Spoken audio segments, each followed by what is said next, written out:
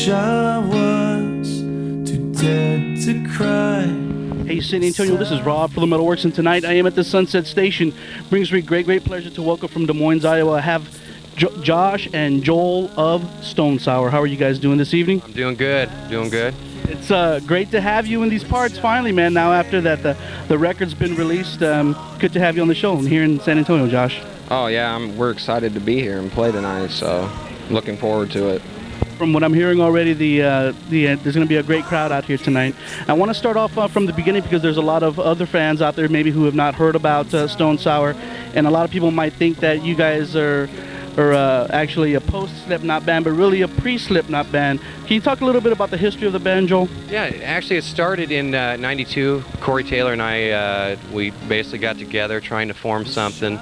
Later on we met Sean Economaki, Josh, I believe it went, then Josh, we actually went through like 12 guitar players, so we don't have enough time to go through all that, but you know, and we just kind of started writing, and just, you know, everything started building from there. And basically, long story short, 5 years came down the road. Stone Sour and Slipknot both in Des Moines were doing great, and you know, Slipknot, Roadrunner took interest, you know, in Slipknot big time. The singer grabbed Corey, and basically that ended Stone Sour for a while. So other than that, and then next thing you know, Corey calls wanting to get it back together, you know, 5 years later. So, and here we are, and this is it. So out on the road. Yeah, it was unexpected. I didn't see it coming. I actually sold the drums and quit.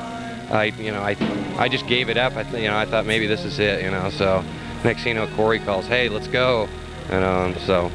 And as I was telling you before the camera started rolling, I totally love this record, man. It sounds great on the stereo, and no doubt represents a lot of the new stuff that's going on. And definitely Corey's doing things with his voice that he's never done before, at least on a broader audience. Josh, tell me a little bit about the music. Where do you feel you fall in the genre right now? Because, you know, it's a great combination of melting pot out there. Exactly. I just consider us a hard rock band. We never set out to be in any genre. We just write and play what we like to write and play, and however it comes out, it does, and which it did for the album. And I think there's a big variety of influences on the record. As I said, I just consider us hard rock. I mean, and tell us a little bit about the shred, because I know that was one of the great things that I love about this record, is that it reminds me of old school nu metal, man, because there's a lot of solos and stuff in the work, and I love the melodies. Tell me a little bit about the solo work that you're doing on this record. The solo work, I mean, it's really nothing new. I mean, it was influenced by all of the shredders back in the late 80s, early 90s, you know, Satriani, Vai, Gilbert, Malmsteen, just to name a few. And I mean, when it came time to do some of these songs, I mean, there was room for solos in some of them, and some of them there weren't. And we didn't want to force the issue of, you know, let's make a shred record, you know. We just put the solos where we thought they fit, and I mean, my style or whatever, and Jim's, I mean, it's just an influence. I mean, they were influenced by the people that influenced us, so. I mean, I didn't set out to bring shred back. I'm going to say that right now. But who knows? You might, man. You know, who knows? That would be really good. I mean, cool to actually maybe, you know, bring some light back onto some really great players, because, I mean, there's probably, you know, 10,000 people that would do circles around me that I can find on the internet in about 5 seconds. But, you know, the cool thing is the guys that can play like that, you know, to them it's all about, you know, playing music. I mean, it's not, you know, to become a rock star. I mean, and they dedicate their life to be able to play like that. So, you know, hopefully. Yeah, thank you. And it's, like I said earlier, it's great to have you guys here in San Antonio. Let's first talk about what the reception's been like across the country, because I know, you know, people were apprehensive about, you know, Corey and Jim from the Slipknot, and tell us a little bit what they think about the new live show. Man, it's great. A lot of energy in the show. The fans have really loved it. I mean, it's, you know, it started out in the beginning where there were Slipknot fans, but now it's building into people that maybe didn't care for Slipknot, and so we're hitting all sides, man, and people are loving it. Some people, if it's not extreme heavy, it's pussy music, and you know, and then, you know, some people are that way, and that's fine, you know, if that's what they're into. But for the most part, the response has been great. The shows are building. So. What are the plans for the rest of the year? Because you know, at the beginning, a lot of fans were thinking, well, Slipknot's breaking up, or and at the same time, Corey said, you know, this is not a side band. This is a legitimate band for the long run.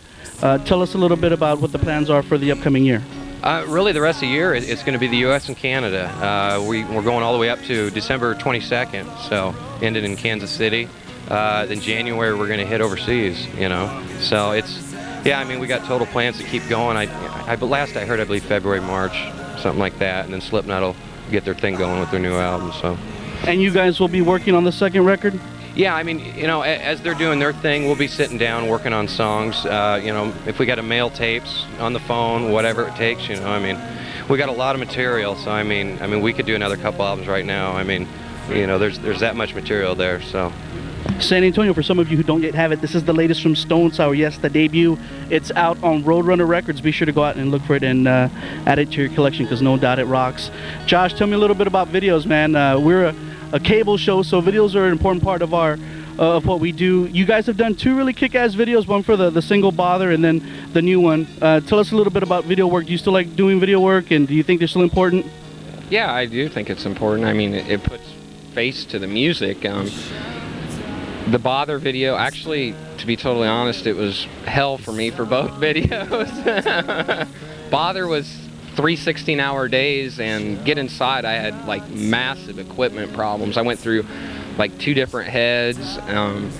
My guitar went out. In fact, in the video Get Inside, I'm playing it, but nothing's coming out because my amp completely fried out at that point. And where was that video shot in Des Moines? No, the Get Inside was shot at Whiskey in LA.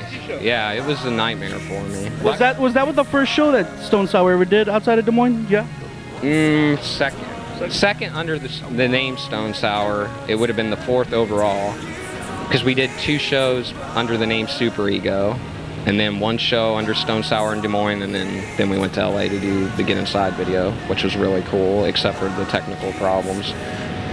And if Casey Chaos from Amen wasn't there to save my butt by bringing in the new amp, there would have been 1 guitar player that night, because, as I said, it was, you know, equipment-wise, it was a nightmare for me, but it was interesting. And what's it been like out on the road for you guys? I'm sure this is probably the first really extensive tour that a lot of you have done in the band. How's the road been treating you? The road's been awesome, except for Toledo. Care to comment? Oh, I don't have to comment. Joe, oh my. Give us the road story, Joe. Well, 2 weeks into the tour, we were in Toledo, Ohio, and you know, this place called Hard Hat. We love the fans of Toledo, no offense against them, but this place, our stage was 2 flatbed trailers. That was our stage, you know. It's like, you know what, if you're gonna book bands, can you at least give us a stage? You know, we don't ask for much. So anyway, not much room at all. I walked off the back of my kit. I was not drunk. I know everybody's like, dude, how wasted was he? So I took a 4.5-foot drop. I thought I had more room. It was black. Corey was about ready to do Bother. So right before Corey does Bother, you hear, and there I was, laying there. And there was this pipe along the bottom. My wrist came down and hit it. Twisted my left knee. I just got my cast off my left knee, so it wasn't a good night. So I got another couple weeks I'll be playing again. So we got a great replacement for now, Jimmy DeGrasso from Megadeth, doing an awesome job. He literally had 2 days to learn it, and he jumped in the airplane, put his headphones on, and he was ready. He's good. So. Is he just a friend of the band's, or someone new? He works with Larry Mazer, our manager. So, and he's a good friend of his as well. So, he was open to do it. So he saved this tour big time. We would have canceled a lot of shows if it wasn't for him. So, it was good to have him. Any last words for the people out there in San Antonio, man? Buy the damn album. That would be it. Now. And tickets, yes. Tickets will work too. Yeah.